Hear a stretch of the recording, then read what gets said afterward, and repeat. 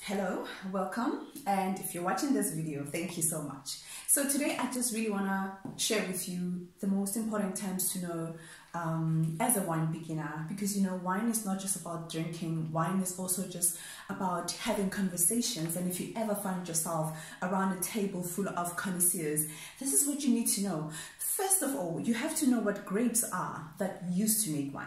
Basically, most wines are made from grapes. So these grapes are actually the names that they use to name a particular type of wine are named after each respective grape. So like, for example, like Cabernet Sauvignon. So when you want to ask what grape varietal is that, you just ask, so basically you want to know what grape is it. So a grape will tell you what kind of wine is it.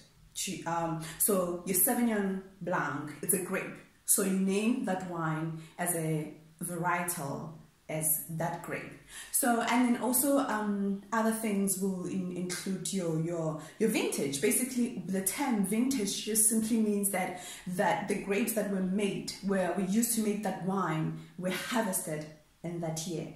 Like a Siwela red blend is a 2017 vintage, which means that the grapes were harvested in 2017. And the other thing to really understand are tannins in wine. When you speak of tannins, what you're really trying to say is that you're trying to explain how the wine feels in your mouth, and you get that, that bitterness in your mouth, especially in the middle of your tongue. And those are tannins. They can be soft, they can be harsh. Well, whether or not you like them depends on your palate, basically. And then the other thing, it would be your origin. The origin basically is very, very important, because an origin tells you where the wine was produced, and it also gives you an indication of the kind of climate that is there, the type of grapes that are usually grown there, and which grapes really grow best at a particular origin. Like, for example, Durbanville Hills, it's also an origin in South Africa, which is well known to produce a great Sauvignon Blanc. So which means if you ever drink wine,